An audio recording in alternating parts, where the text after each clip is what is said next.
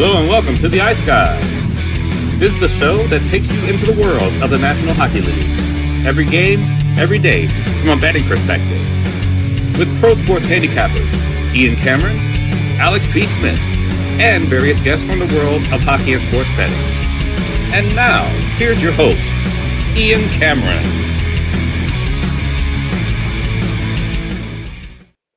Welcome to the Ice Guys, Friday, October 17th. Ian Cameron and Alex B. Smith ready to break down the Friday NHL card. 4 games, a quartet on tap for this Friday night, and we'll break those down in just a moment. First, we'll recap the busy Thursday night, as it always is, in the NHL. A bunch of entertaining, exciting games last night in NHL action. We saw the Winnipeg Jets get a 5-2 win over the Philadelphia Flyers last night. Another really solid, strong road effort from the Jets, back-to-back for them now on this road trip, beating the Islanders and beating the Flyers. So well done by them getting that victory.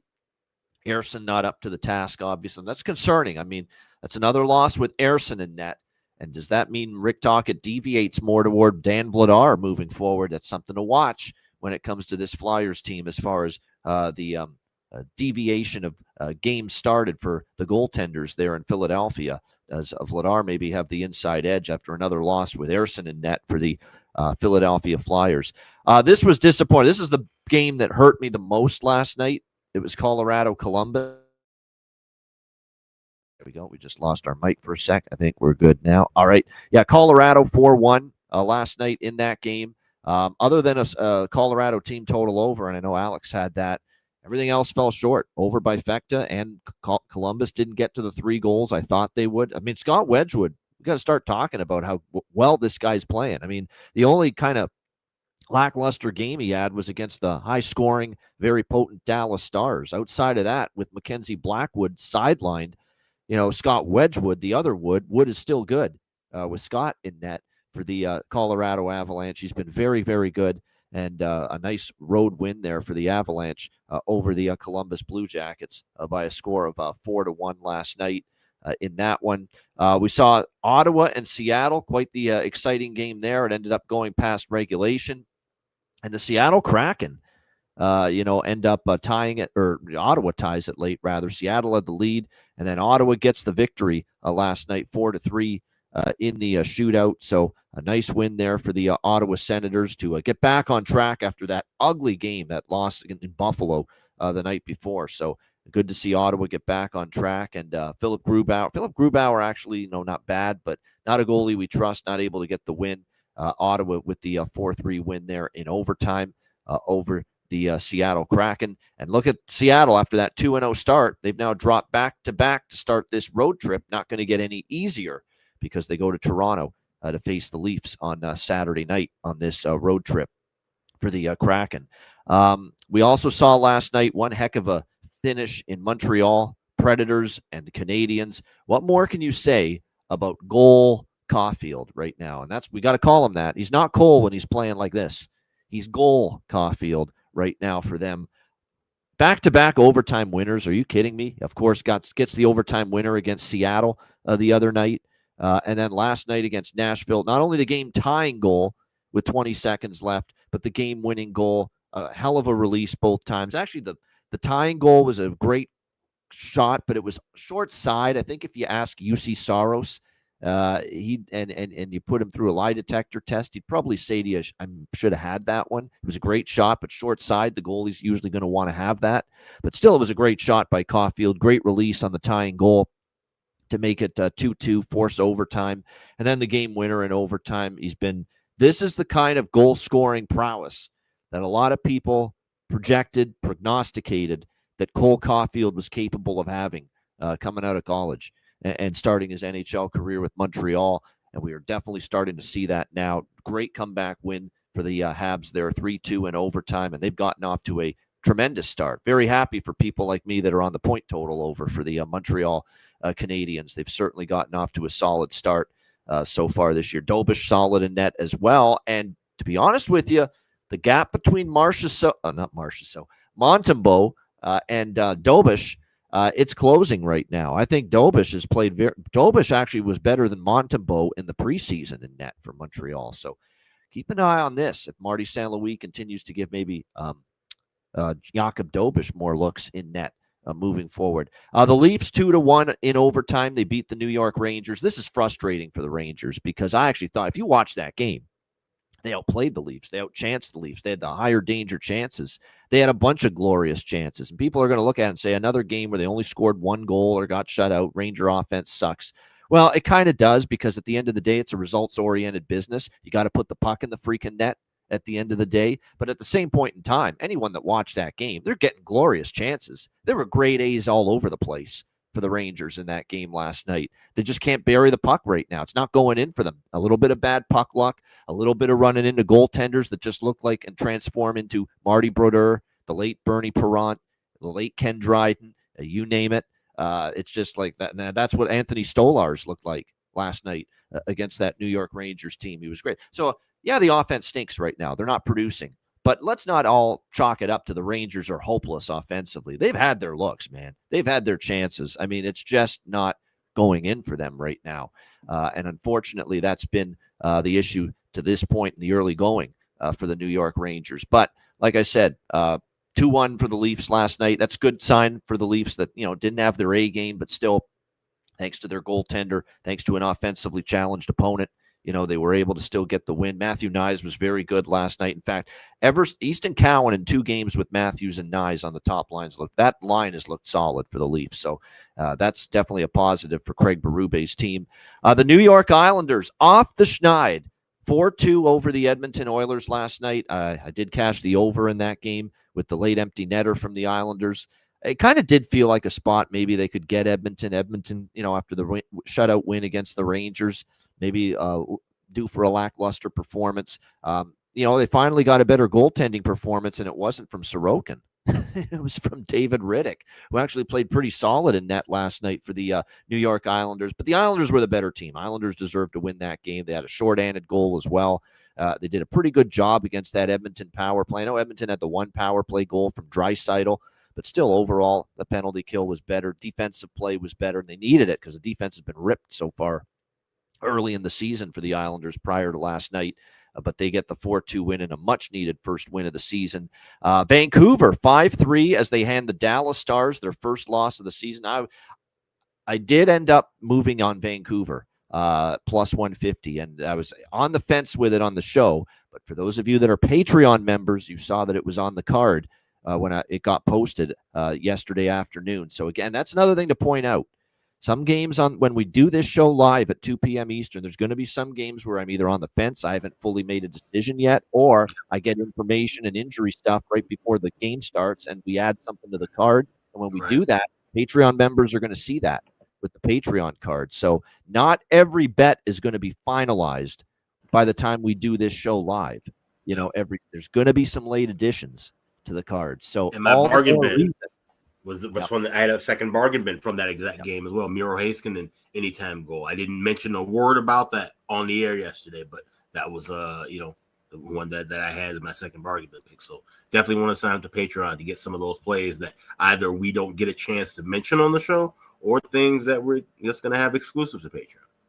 Exactly. And that's it's another reason to just, not suggest to people it's well worth it to get on board. Patreon.com/Ice Guys. It's just $10 a month. We're going to have additional plays that, we don't like maybe as much when we do the show, and something happens in the hours leading up to puck drop, and we add it to the card, and it'll always be there on the Patreon page, on the Patreon NHL betting card that gets posted on a daily basis on the page for members. So just make sure you're aware of that. So I did add Vancouver late, and glad I did because they got the 5-3 win. I did mention the over on the show. I had locked in the over very early, so that was definitely a bet I mentioned on the show, over 5.5, and that's now Dallas. Every game's gone over the total for them this season, although it was their opponent doing a lot of the scoring. This time, Casey DeSmith, it wasn't terrible, but he wasn't great, and the whole team is kind of like that. It wasn't great, the Dallas Stars last night. And Vancouver, look, starting this road trip, sense of urgency after losing, a couple in a row at home, and they played well last night. So give the Canucks credit for that 5-3 win in Dallas. The late games, we saw Carolina, man, 4-1 against Anaheim. Wow. I mean, that's 2 games against Anaheim. Now, Anaheim and San Jose are not, cup contenders. I get it. But that's Anaheim and San Jose. A lot of teams take those teams lightly over the years. That's going in there without Jacob Slavin, your best defenseman. You're supposed to, be a little bit more vulnerable at the defensive end of the ice, losing a guy like that. And all they do is they roll into San Jose and Anaheim back-to-back West Coast road games, and they beat those teams combined 9-2 on the scoreboard. I mean, boy. I mean, geez. I mean, never mind the Cincinnati Reds of the 70s. Never mind that big red machine. This is the new big red machine right now. Carolina Hurricanes, the only undefeated team left standing right now in the NHL this season. Damn impressive. Alexander Nikishin, props to him, his first NHL goal. And what a goal it was. And it was a backbreaker goal for Anaheim. They had gotten into that game 2-1 with the Carlson goal. And then there's Nikishin just jumping into the slot, just seeing the free space there, right in the slot area, knew the puck was going there, and had the instincts to go to that soft area and, where the coverage was lacking, and just ripped it past Dostal for a 3-1 goal that pretty much put the game away. And I'll say this, Slavin, I thought, would negatively hurt the Carolina vaunted penalty kill. We're not seeing any sign of it. San Jose, Bubkus on the power play. Anaheim, a great Anaheim power play, by the way, so far this year. Bubkus last night on the power play against Carolina. So that PK, no Slavin, no problem. I mean, this is as impressive a start as it gets, because Slavin's a big freaking deal, and they're rolling along like it doesn't even matter. Now, I will say this before we get too carried away, and even for me, as much as I'm impressed with Carolina, they've got, well, LA's a mess. We'll get to that in a minute. But LA, Colorado, Vegas, Dallas, they've got a lot of tough games coming up on this road trip, Carolina. So will the absence of Slavin show up a little bit more when they play, Colorado and Vegas and Dallas and teams like that as this road trip continues for Carolina? But definitely so far so good. They've looked fantastic. 4-1 win over Anaheim last night. The Vegas Golden Knights, 6-5. They beat Boston. What's funny? Mitch Marner leaves Toronto. He goes to Vegas, and now Vegas can't hold leads. And they almost blew it last night. It's like the Toronto syndrome followed Mitch Marner to Vegas. They blew it against LA in the previous home game. They were up 2 goals in the third and lost. And they were up 6-3 against Boston, who are no juggernaut, and they almost blew the damn thing. 6-5, and, they were hanging on a little bit. The Vegas Golden Knights there. So it's just ironic now Mitch goes there, and we're starting to see some bad leafy habits there with Vegas as far as protecting leads are concerned. But can't say anything wrong about the Vegas offense or the power play. My goodness, explosive, dynamic. It was definitely a great, Dorofeyev continues to be just on a heater of heaters to begin the year. Offensively, no issues, but defense a little shaky. Goaltending from Akira Schmid, terrible goal he gave up on the 5th goal that really got Boston back into the game. No wonder they got Carter Hart signed and announced yesterday, Vegas, as he may display Schmid as the new tandem moving forward with Aiden Hill. Now it's going to be down the road because he's not eligible to play until December, but still, Akira Schmid can't be having games like that with Carter Hart, on the horizon now for this Vegas team if he wants to maintain a spot on this Vegas team. Yeah, Hannafin, obviously lost there too. They miss him as well. And of course, Petrangelo's been shut down for the year. So like I said, you're right, that Vegas blue line's not played as well as I expect them to with the group that they can put out there. And then the LA Kings last night, what a debacle. You're up 2-0 at home after the first period against the Pittsburgh Penguins. You need the win because you're coming off, a tough road trip. You lost in Winnipeg last weekend. You lost in a shootout to Minnesota. And here we go again, penalties. And then, of course, falling asleep, defensive issues. And I will say this, defensive issues, but Anton Forsberg, woof, horrible last night. Awful goaltending from Anton Forsberg. And that did not help, obviously, the LA Kings last night. But still, you got to win that game. You got to get 2 points. You're up 2-0 against Pittsburgh, who are going to be one of the bottom-tier teams this year in the league, most likely. And you can't hold the fort. You give up 3 unanswered goals, and you lose 4-2 with the empty netter on top of that. Just an absolutely brutal loss last night for the LA Kings. And I said this on Twitter. I posted it in our group chat. Fire Jim Hiller, for goodness sake. God, what are we waiting for? What the hell are we waiting for? Does it look like this team has learned anything from the brutal, piss-poor exit in the first round against the Edmonton Oilers? They still can't hold leads. They still play way too conservative when they have a lead. The ice time is still an issue. I don't like the way he's managing it again. You got guys still that aren't, shouldn't be, and there's a good point by Jonathan. No excuse for Byfield not to be centering the top line. That's right. He's been awesome. Yeah. Where the hell is he on the top line with Kopitar out, for crying out loud? Put him up there. It's been great. He's the one guy giving you some juice so far this year. Holy goodness, terrible. And a terrible, awful loss for the LA Kings last night. It's not going to get any easier. They got a tough. You got Carolina rolling in tomorrow afternoon. Have fun with that. Alex, your thoughts on last night? No, yeah, very well said. And we could just start and kind of carry it from right there. Like I said, you called that game perfectly.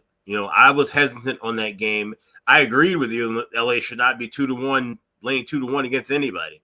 But it was hard to try and back Pittsburgh. And like I said, in that game, they had ample chances, LA, to blow that game open in their favor. And like I said, just let them hang around. And said, bad goaltending from Forsberg, who I thought would be one of the brighter spots on this team. I thought bringing in Forsberg would clean up the mess with, you had with Copley and all these other guys. Now Copley is barely back in the organization in a loop around. But it's just maddening to see, like you said, this continued mismanagement of talented players not getting the proper ice time or enough ice time, going all the way back to last postseason. It's got to be really, really frustrating if you're an actual fan of this LA Kings team to continue to see that and to see a loss to a bad Pittsburgh team and a loss that's only going to get worse as we move on, because Pittsburgh's not going to get any better. And more than likely, it seems like LA, is it not going to get any better? I'm not looking to back LA tomorrow against Carolina, especially the way Carolina's been heating up on this road trip. So, like you said, it's an absolute mess. But there were some interesting games last night. Still seeing a lot of games trending under. We're seeing defense and goaltending really kind of win out. Obviously, the teams that are winning are getting 4 and 5 goals, but keeping those other teams down within – it really makes an emphasis to looking at team totals, and that's something I'm going to be doing a lot more. I've increased that quite a bit to start the season, but looking at team totals, especially with certain teams, and like I said, games like Pittsburgh and LA, where you don't really trust the side. The winning team goes over their team total. The other team doesn't, though. We're seeing a lot of that. Right. Excellent. Right. Yep. If you feel like you got to lean to a side, then just grab that team total. And you don't necessarily have to be pot committed to a full 60 minutes if they don't win the game. Just get you 3 goals, get you 4 goals, and get out of there. And I think we could see that in some instances, this weekend as well, moving forward. But that was the biggest takeaway for me, is that we're still seeing tight games, but it feels like that the dam's gonna burst at some point. And I'm not, like I said, we're not just gonna rush and all of a sudden just start betting overs blindly. Now we still have to pick our spots, but it seems like the offenses are getting settled in a bit more. Even though we've seen defense really stand out more in the first week than I can recall, like I said, in the last decade, I think now we're going to start seeing a little bit more return. Some of these offenses kind of, pick up things. All right, let's get into Friday. We got a 4-game slate on tap. We'll begin with Minnesota and Washington. Washington minus 125, home favorites, 5.5 the total in this game. Capitals with the overtime win against Tampa Bay, 3-2 in their last game. Minnesota, they started the week beating LA in a shootout, 4-3. Went to Dallas in a very, very tough spot, though, I must say, back-to-back, getting in late, and then they lose 5-2. To the Dallas Stars on Tuesday night. We'll see if they can bounce back from that here. Washington off to a very good start, 3-1 so far this season. I will say this, though. There's a little bit of a weaker strength of schedule to this point for the Capitals. It is a bit of a concern here for me. Boston, Rangers, Islanders, and they have great defensive numbers so far this year, the Washington Capitals. There's no question. I mean, you love what we're seeing from them. Defensively so far this season. They're giving up 1.75 goals per game so far this season, the Washington Capitals. No question, that's really, really strong. But you played Boston, who are a flighty offensive team, one-line team. Islanders, not much of an offensive team at times. Rangers can't put a puck in the ocean in the majority of their games this year. So, Washington's is a solid defensive team. And when they're playing their best under Spencer Carberry, it's because of their defense and their goaltending. But they have faced some weaker teams as far as explosiveness and production offensively is concerned. And Minnesota will put them to the test. Now, Minnesota is a weird team where they haven't scored 5-on-5 and it feels like forever, but they absolutely have, at the moment, the best power play in the NHL. They have been absolutely outstanding with the man advantage. Number one with the power play. They're converting at a Edmonton Oilers from 2 years ago type of clip so far. 47.62% with the power play so far, Minnesota. And what I noticed about this matchup is that Minnesota's power play has been great. And the one little fly in the ointment for Washington's defense this year is the penalty kill has not been good for them. 30th in the league with the penalty kill. And that's a matchup concern here for me. They haven't taken many penalties. That's the good news. They better learn to do that tonight, because if you give this Minnesota power play too many opportunities, it's humming. Eriksson X, Kaprizov, Boldy, Zeev Buyem quarterbacking it. It's been impressive to see what we've seen here from this Minnesota power play. And, so that's going to be the key. And, Carberry's going to be on top of that. He's going to hound his team to be disciplined tonight, but, easier said than done. One thing that's noticeable, too, is you've got Washington rolling along, 3 straight wins. Washington coming in after this game tonight. They play Vancouver on Sunday and then Seattle on Tuesday. So this is a very long homestand before they finally hit the road. Minnesota coming off that loss and 2 days off. They have been good off a loss early in the year. We saw them obviously lose to Columbus, and they bounced back.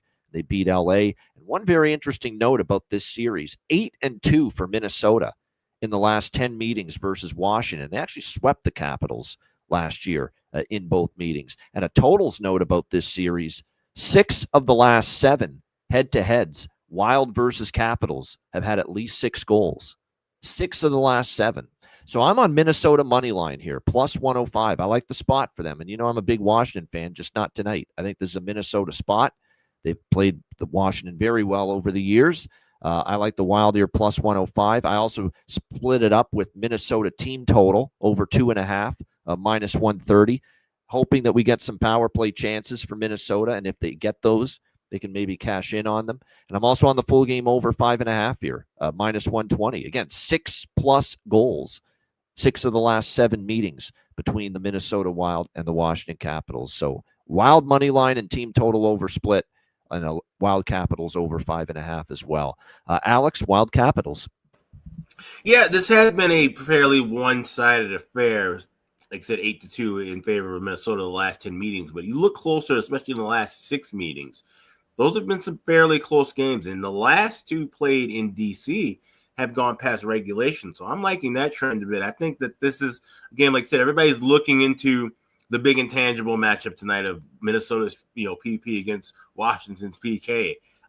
I could see this maybe being a tight game because of that. Neither team would really want to get into penalty situations here. So I think maybe a little low and slow early. So I'm going to wait for that over 5.5 in game, try and see if I can get maybe a 4.5.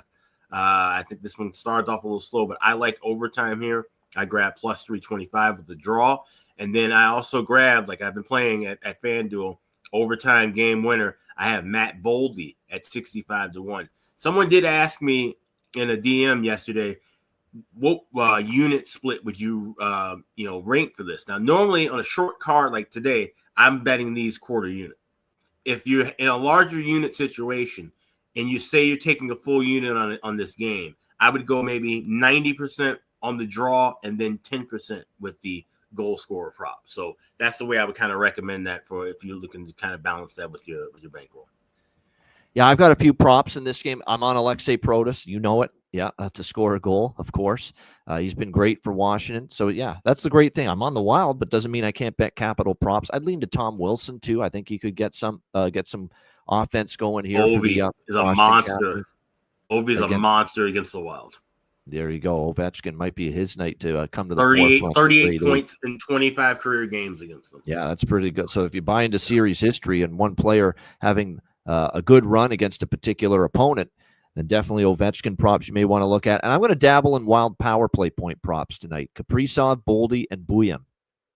just to dabble on all of them to get a power play point. You're getting good numbers, plus 200 or better with all of those. So I think that makes some sense. And of course, Matt Boldy to score a goal, you have to take it. I mean, he's just been scoring almost a goal a game so far this year. Now you're only getting plus 180, with it, but the way he's been popping the puck in the net for Minnesota, still a good enough price to make it worth a bet. All right, Tampa, and by the way, Gustafsson and Thompson going to be the goaltending matchup here. Philip Gustafsson for Minnesota, Logan Thompson for Washington. All right, Tampa Bay, Detroit. We've got Tampa Bay minus 150, road favorites, 6 the total here in this one. Detroit, they just keep on rolling.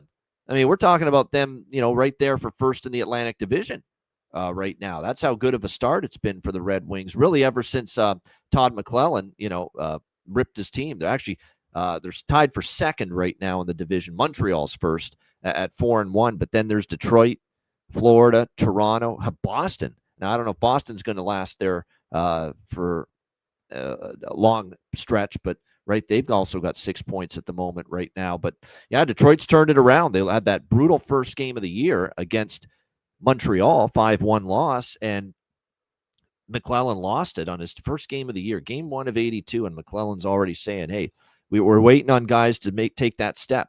The clock's ticking. Now's the time. And ever since he had that little outburst and tirade after the loss to Montreal, this is an undefeated Detroit team.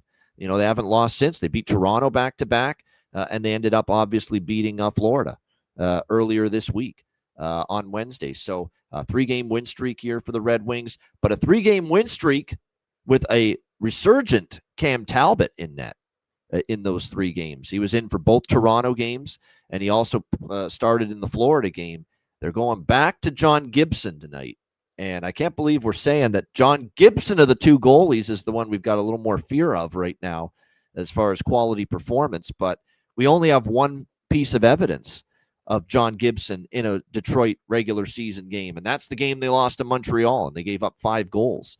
And John Gibson started that game. So this will be Gibson's first start in net since then for the Detroit Red Wings. I think he's capable of a better performance, certainly. Lucas Raymond, by the way, still out for Detroit. And when I say he's capable of it, it means he's capable of having it. Do I trust him to have it tonight? That remains to be seen. I'm not so sure, because you got Tampa Bay coming off a 3-2 loss in overtime to Washington, where I thought offensively they only had 19 shots in that game. That kind of bogged down. This is a team that had scored 11 goals in their first 3 games combined, and then the Washington Capitals were able to kind of put the clamps down on Tampa Bay for the rest of that game. We'll see how this one plays out. I'm willing to take a shot stepping in front of the Detroit streak tonight, but I'm not laying the minus 150. What I am going to do is I'm going to take Tampa team total over 3.5 tonight. Tampa off a loss. If I'm interested in backing them, which I kind of am here in this game tonight, and they're laying a price like this, we don't lay minus 150 on the road. That's just not something I do very often, if at all. You take the team total. And how many times do we say this about Tampa Bay? When they win games, they can often get to that 4-goal plateau. I think there's a chance that happens here tonight. So this is a light bet because I respect the way Detroit's playing right now. But I did grab some Tampa team total over 3.5. And you can get plus 110, plus 112. A nice plus price with that here as well. Alex, what do you think? Lightning, Red Wings. Yeah, I was saying if you like Lightning, I would recommend tying Lightning money line with the over 4.5. I like totals here. I like goals. I'm going to be going on with the over bifecta, but I'm going to play it small pregame and add more on in game. There's a minus 130 on that first period over at Caesars. Minus $1.20 is available on the 6 at both MGM and Caesars. So, like I said, play a piece of it small and then try to look for better adjusted price and number in game. There you go. Jonathan just saying what I pretty much mentioned a minute ago, that, when you see Tampa Bay minus 150, minus 180, and you like them at all to win the hockey game, oftentimes your best value option is just bet team total over. And there it is. Tampa, 74 of their last 93 wins, they have scored 4 goals or more. So in only 19, of their last 93 wins, has this team scored fewer than 4 goals. So that's a pretty significant sample size right there. Yeah, that is. So that's why lay minus 150 when 74 of their 93 wins have been 4 goals or more, we can take over 3.5 team total at a plus price instead. Now, there is no goalie confirmation yet for Tampa Bay. Vasilevsky is projected in net for the Lightning, but this is a back-to-back. They're in Columbus against the Blue Jackets tomorrow night. So is it Johansson night? I might add over by Fecta if it's Johansson. If it's Vasilevsky, I may pump the brakes with it. But I'm seeing Vasilevsky confirmed the goalie post. Okay, so the site RotoWire hasn't updated. Okay, that's kind of what I thought. I thought they would give. This is a division game too, facing Detroit. So and Detroit playing well. Here's another thing that concerns me just a bit about Detroit here. Back-to-back huge wins against Toronto, and they beat the champs. Is this the exhale clunker waiting to happen? I'm just saying, the exhale spot, the clunker waiting to happen. It could be. When you beat Toronto twice, regional rivalry, and then you beat the defending champions, obviously, on Wednesday night on national TV. So we'll see if Detroit is able to avoid suffering a bit of a letdown here after their last 3 victories. Oh, by the way, prop-wise, we got to ride the wave. Even though I think Tampa can get to 4 goals, I think Detroit's going to chip in some offense. I don't think Detroit's going to get shut out. We got to ride the wave with Mason Appleton. Mason Appleton, man, has been absolutely tremendous here. And he's on the top line with Larkin, the captain. He's getting his opportunities. And there's no doubt there's plus 540 for Mason Appleton to score a goal tonight in this game. So you got to ride the wave with him while he's feeling it right now. And he's got this top line opportunity. He's fit in well. He's scored in back-to-back games for this Detroit Red Wings team. So good value there as well. One thing to point out, too, there's Yanni Gourde actually at plus 550 I'm kind of interested in because he's been shooting the puck a lot. His numbers point that he's had some dangerous looks. He's already scored for the Tampa Bay Lightning in 2 of their 4 games so far this season. You can get plus 550 on him. So a little Yanni Gourde value, in my opinion, as well here tonight. All right, Vancouver, Chicago. We've got the Canucks minus 130 road favorites, 6 the total here in this game. Chicago, kind of like Philadelphia. I mentioned yesterday with Philly when they played Winnipeg. They beat the champs, Florida. They looked really solid. Big win for them, but they kind of suffered that young, dumb, inexperienced group kind of hangover last night against Winnipeg. They didn't follow it up against the Winnipeg Jets, the Philadelphia Flyers. I worry about that just a bit here for Chicago. You're off that huge destruction over St. Louis.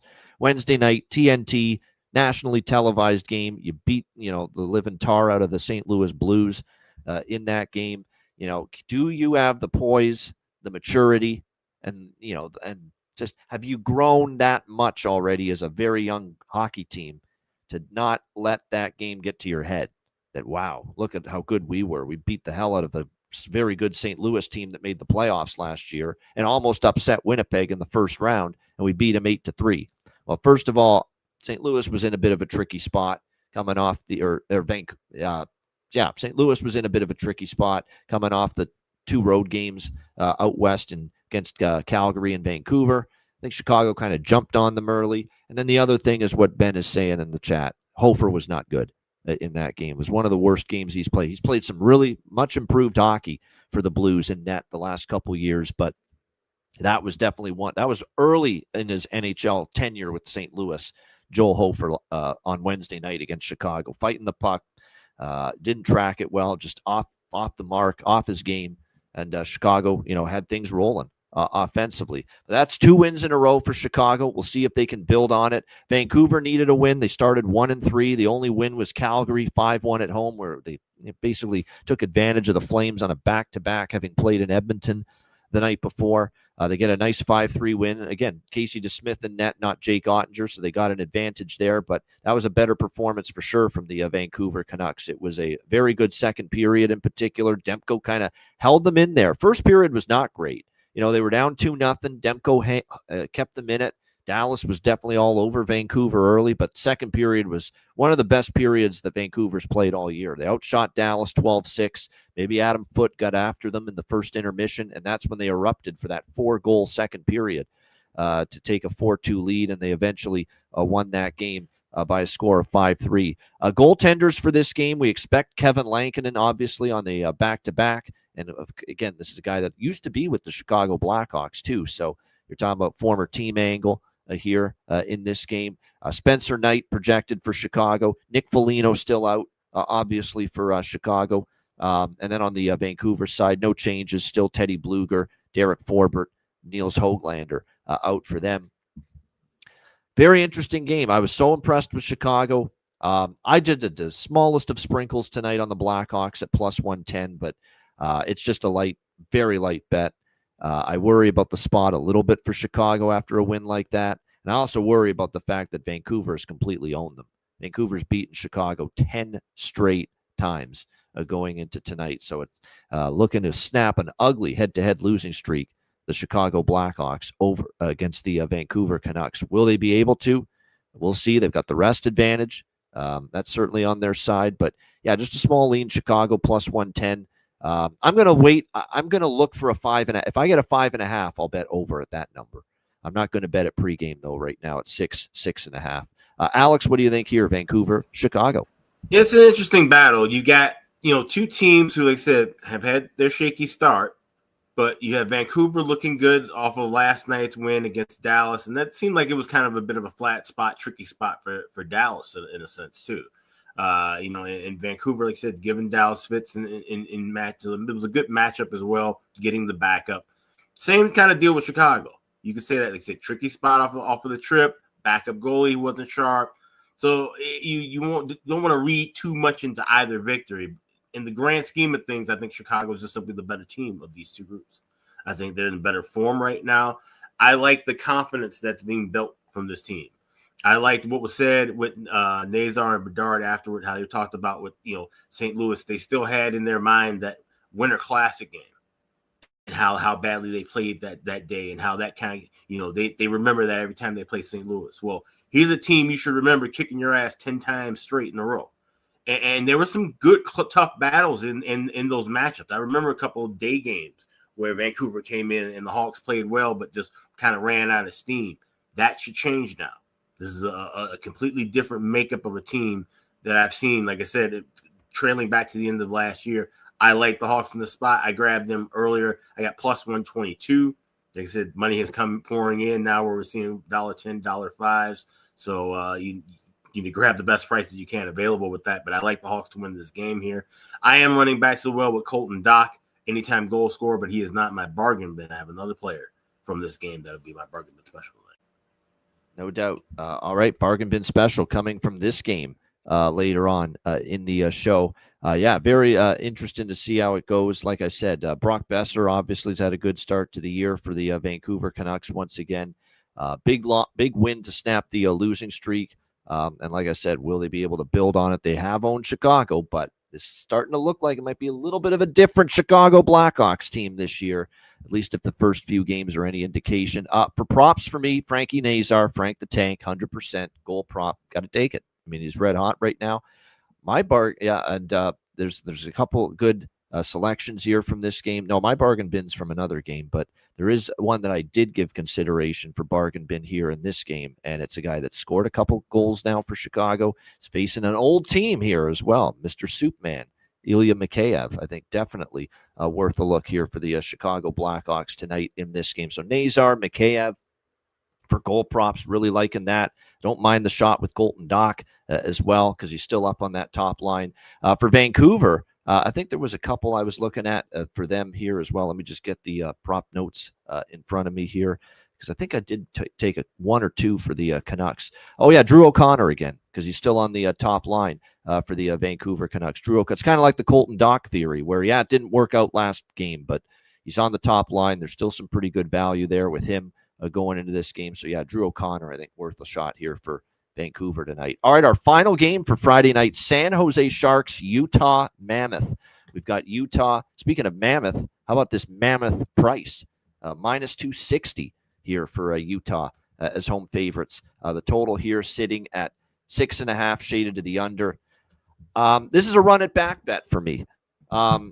One of the most frustrating, agonizing beats of the season for me, and I speak for Alex too, because I know this was on his ticket the other night, was that Utah team total. It was unbelievable how that did not come through because it was Devin Cooley who stole the show there for the Calgary Flames. He was absolutely terrific, magnificent in net for the Calgary Flames in that game. And if not for him, it definitely could have been a different result as far as the result with that team total. I'm running it back tonight. Utah team total over 3.5. It's around -125, -130 in this game. I think they can get to 4 goals. I mean, San Jose is just such a mess defensively right now. It's just yikes. I thought they'd be taking some steps at that end of the ice, but when you look at the composition of the blue line, maybe the one thing I was worried about was, and now the injuries are starting to mount. Klingberg's day-to-day, Liljegren's on IR, Timothy Liljegren. You're going to be doing some shuffling back there now if you're Ryan Warsofsky, Orlov, Leddy. Leddy is really starting to look his age, honestly, on the back end for San Jose. And he's had a great career. Alex remembers him from the Chicago days, long time ago. But it's not that Nick Leddy anymore at this stage of his career. Orlov, like I said, I don't think he's quite the same guy he was a couple of years ago. I love Mario Ferraro, but there's just so many holes on that back end. Leddy's kind of past his prime. Orlov's kind of past his prime. Klingberg's no good defensively half the time. Mokhmadulin and Desharnais are not, guys you're going to run out there for a bunch of minutes. So you look at it, that blue line, and boy, oh boy, it's an issue. Holes galore on it. And I don't know if San Jose can do much about it right now. I mean, these are some wretched defensive numbers for San Jose. They gave up 5 to Carolina, 7 to Anaheim, 4 to Vegas so far this season. So that's 16 goals in 3 games. I mean, pretty rough stuff here for the San Jose Sharks. As far as goaltending in this game, Karel Vejmelka confirmed once again for Utah, and Yaroslav Askarov getting the start here for the San Jose Sharks. Again, this is a guy they have a great deal of long-term hope and confidence in. But boy, oh boy, oh boy, his one start first of all, last year, it was not, the season he was hoping for. He got into 13 games. He had a 3.1 goals against, .896 save percentage, not great. And then in that Anaheim game, he was in that Anaheim game where, San Jose and Askarov, they got lit up for 7 goals, 6.89 goals against, .841 save percentage. So, like I said, it's a work in progress for Askarov, and he could be a great goalie in time. But when you got, holes galore and a paper-thin blue line in front of you, there's a good chance you're going to have issues. So I'll take it again tonight. We'll swear no more Utah team total overs for this guy if for a while if this doesn't hit tonight. But I think maybe the goals that should have went in. You always say the floodgates opening. All the goals that maybe should have went in for Utah against Calgary and didn't go in. Maybe they go in tonight against this struggling, reeling San Jose defensive unit. So Utah team total over 3.5, -130 for me. Alex, final game, Sharks, Mammoth. Yeah, this will be one I want to watch and wait for some live action. And like you said, it makes sense that, Utah should come out guns blazing and play a little bit frustrated after that Calgary game, a game that they should have dominated, a game where they shouldn't have had to struggle to even get to 3 goals. And like I said, Askarov has been a little shaky. I think he will get better as time goes on. But like I said, the defense in front of him, that was what. That's the blame to me. I blame the D and the holes and now the injuries mounting more than the goaltenders. Yeah. Yeah. So the thing you worry about is at some point, Askarov, yes, with the shaky defense from him, he's good enough to still have a night to give 35, 40 saves and make a game close. I don't know if that's going to be tonight, but I kind of worry about that. So this is what I'm going to wait for. Maybe jump in with over by factors live. But like I said, late game, I'll wait and jump in live. All right, good stuff. Yeah, prop-wise for me with San Jose, Utah, Dylan Guenther, you're only getting +150, but I think he's definitely lighting it up here tonight in this game. Barrett Hayton, he scored against Calgary, +260. Nice price with him, especially on the top line.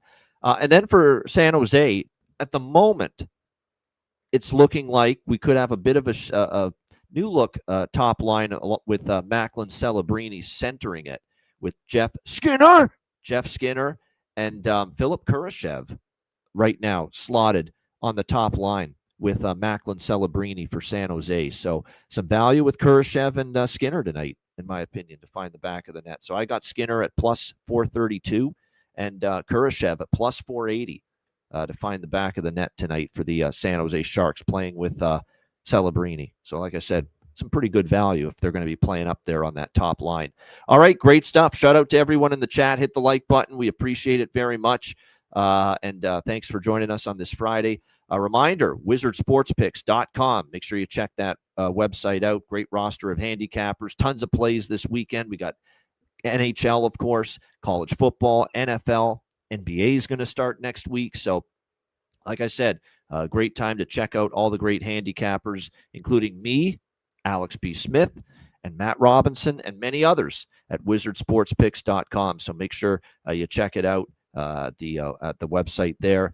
And patreon.com/Ice Guys, just $10 per month. What a response we've gotten from all of our viewers and listeners. Sign-ups on a daily basis. People either re-upping their subscriptions.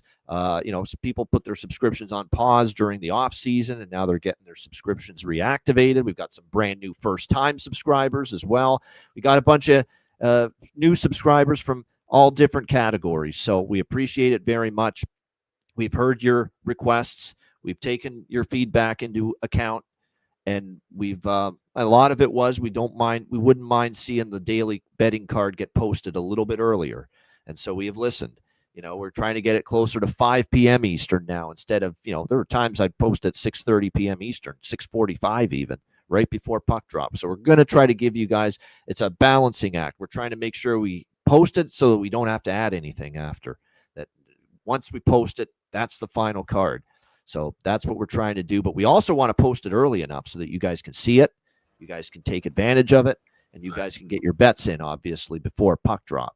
So we're aiming for that 5 to 6 p.m. Eastern time window. 6 p.m. is what I'm going to try every day to get it up there, the card posted on the Patreon page by 6 p.m. Eastern every single day through the week. Obviously, now the weekend will vary. It's just going to be one of these deals where, sometimes we got stuff going on the weekends. We can't get the card up right away. We'll always try to. And I'm known for a fact that trying to get it up by noon when we start, or 1 o'clock by the time we are doing the weekend shows, because there's always going to be a lot of afternoon games on Saturdays and Sundays. But through the week, definitely 6 p.m. Eastern is what we're aiming as far as getting the card posted. So sides, totals, player props posted each and every day on the Patreon page for me, Alex, and any guests. Goalie charts, totals charts, all the bonus content, player suite episodes, past shows. Of course, with the season preview videos were exclusive to Patreon members. We hope you guys all enjoyed that. And of course, we've got tons of future exclusive live betcasts coming your way on the Patreon page as well. So excited about rolling those out later in the season. The chat rooms are great. The various Patreon member Ice Guys chat rooms we have going on. So plenty of great bonus content highlighted by the daily betting card posted each day. So make sure you sign up if you haven't already. $10 per month, patreon.com/Ice Guys. And also check out the Ice Guys store at iceguys.myspreadshop.com. We've got everything you need. You got hoodies, t-shirts, caps, mugs, bags, you name it, we got it. Everything right there with some cool designs as well. So check that all out at the Ice Guys store. That's available at iceguys.myspreadshop.com. All right, great stuff. We got best bets, bargain bin special of the night coming right up, right after we hear from our great Ice Guys sponsors.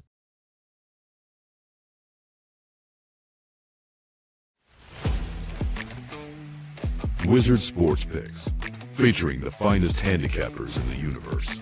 Sharp insights, trusted picks, and relentless results.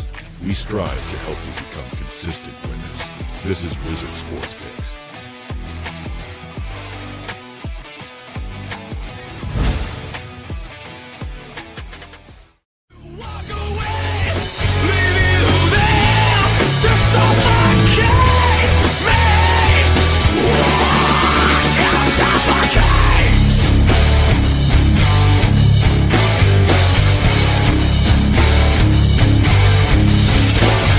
Please for yourself with my mouth is no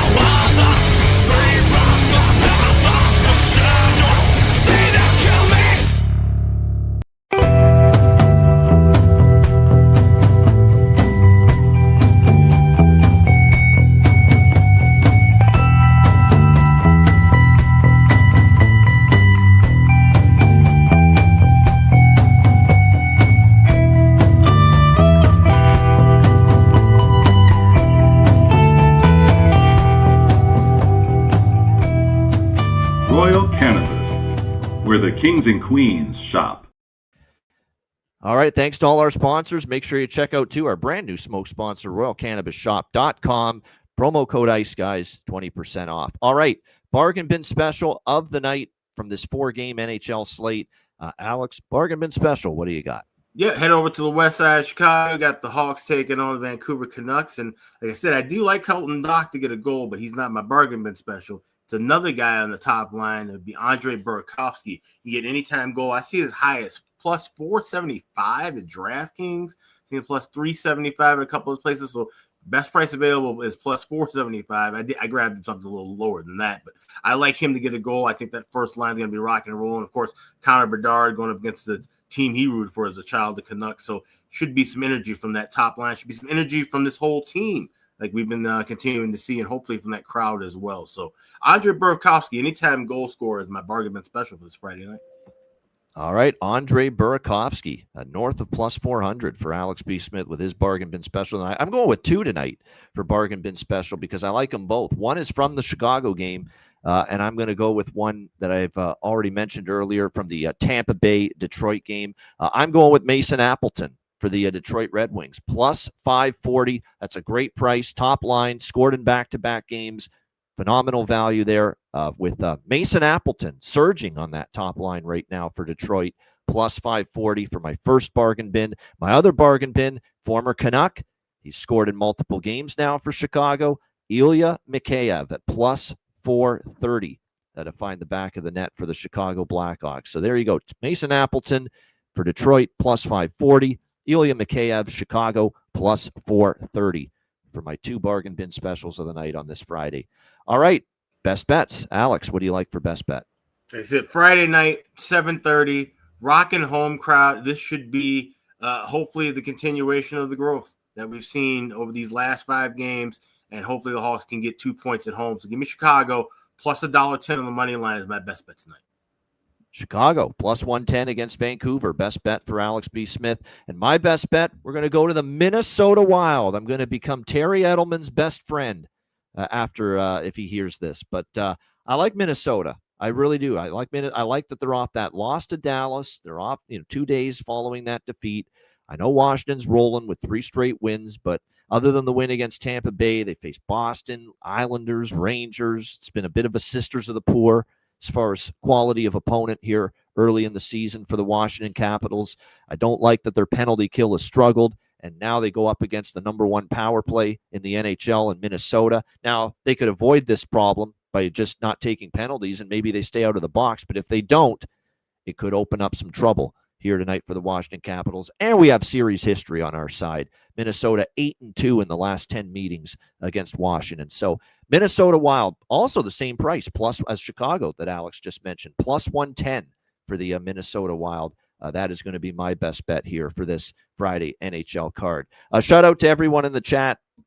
Appreciate you guys joining us. Hit the like button on the way out. We got a huge Saturday show tomorrow, noon Eastern, likely joined by Ryan Robinson. So make sure you get ready for that huge, I think it's a 13-game slate tomorrow. So a big one on tap, and looking forward to breaking it down with you guys tomorrow. A reminder, the Ice Guys is live 7 days a week, Monday to Friday, 2 p.m. Eastern, Saturday and Sunday, noon Eastern. If you can't watch the show live, download the Ice Guys podcast in audio form on all major podcast platforms, Google Podcasts, Apple Podcasts, Spotify, Stitcher, iHeartRadio, Amazon Music, and more. Download the Ice Guys podcast when you can't watch the show live. For Alex B. Smith, I'm Ian Cameron. Have a great Friday night. Enjoy the games and good luck. And we are back on Saturday, noon Eastern, for another edition of the Ice Guys.